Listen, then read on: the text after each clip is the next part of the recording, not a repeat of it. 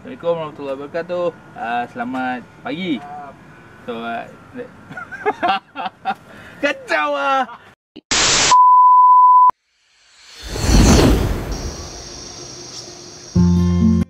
Assalamualaikum warahmatullahi wabarakatuh. Selamat pagi daripada Hydroponic Farm Melaka. So, hari ini kita akan bercerita mengenai RPH. So, apa itu RPH? RPH adalah rumah perlindungan hujan, macam yang kita berada di dalam RPH sekarang.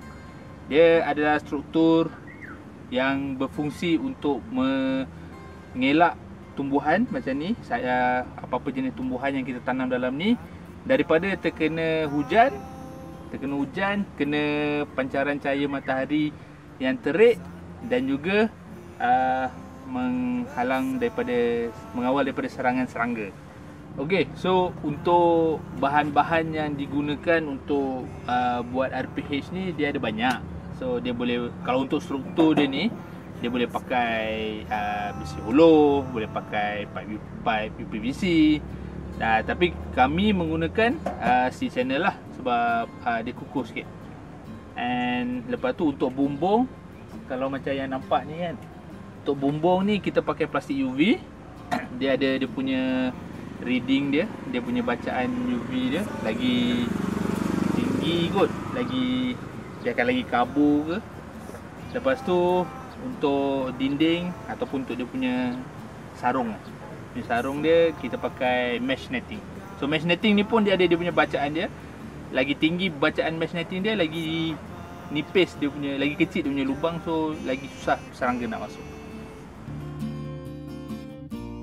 Tataplah seluruh keseharianku, sederhana berjuta kasih. Okay, so next adalah size.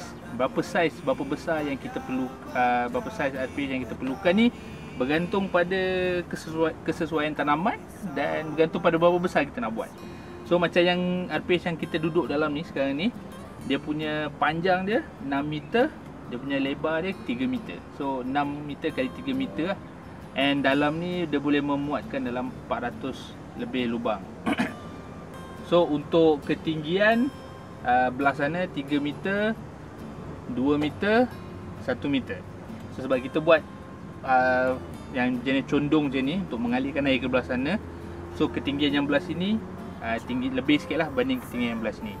So untuk RPH lama kita punya panjang dia 40 kaki, lebar 20 kaki. Besar sikit, almost 2 kali ganda daripada yang inilah. Dia besar dan lebar sikit.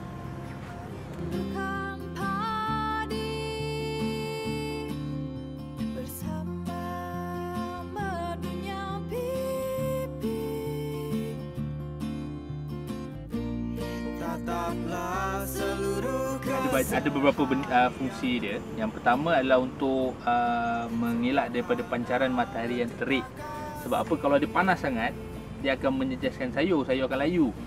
So disebabkan bumbung dan mesh netting yang actually boleh mengurangkan sikit pancaran tu, so dia akan menjadikan cahaya dalam ni pada kadar yang optimum. So lepas pada tu, RPH ni juga berfungsi untuk mengelak daripada tumbuhan kena hujan yang boleh mendatangkan penyakit. Sebab bila hujan dan ada lembap, dia akan memanggil serangga-serangga seperti aphid, kutu daun yang berbahaya kepada sayur berdaun macam ni lah, macam salad, sawi semua kan. And lepas itu RPH ni pula dia mengelakkan daripada hujan memasuki dalam pipe ni dan mengganggu bacaan isi, mengganggu bacaan baja. So sekiranya berlaku, kita terpaksa alter balik bacaan baja kita lah. And then sekali untuk mengelak daripada racun pesticide, organic pesticide, daripada terbilas oleh hujan.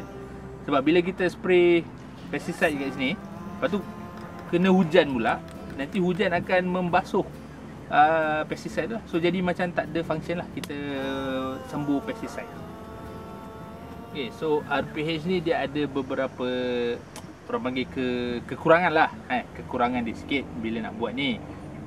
the most yang paling significant dia punya kekurangan tu adalah kos tinggi.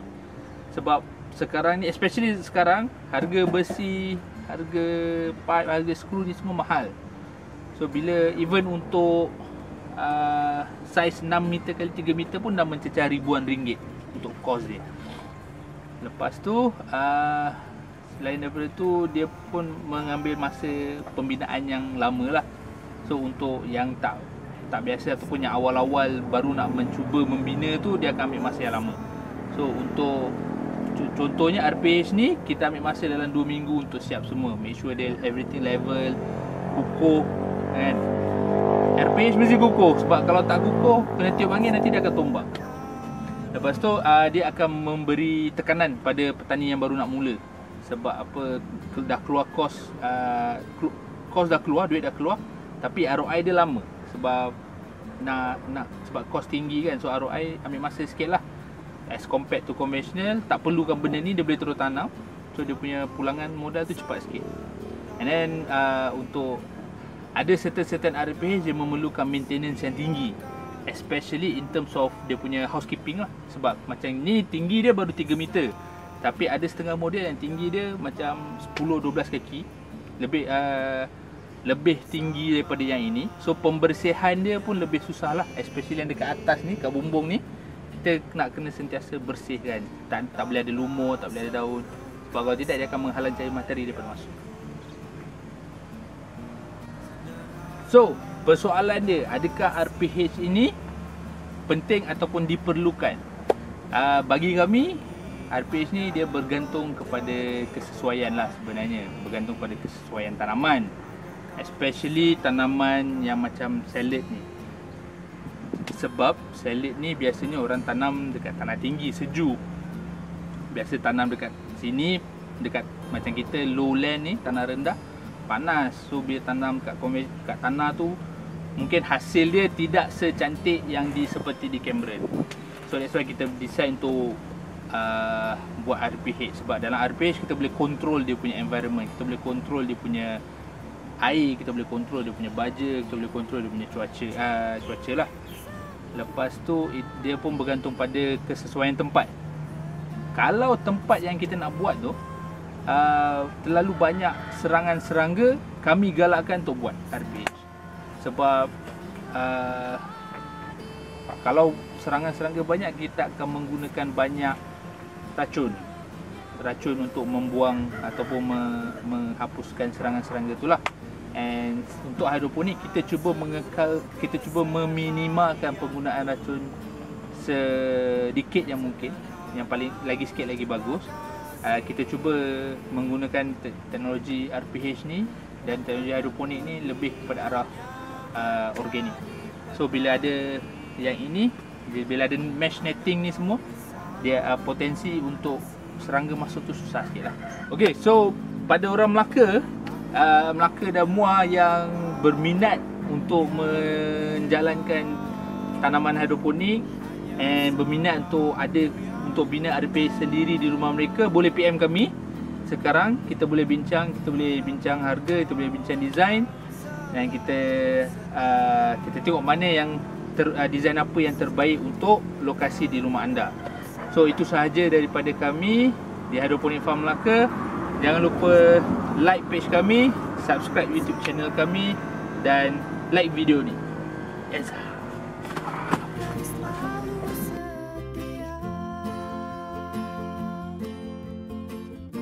Seperti petani dan sawah, kita akan selalu bersama.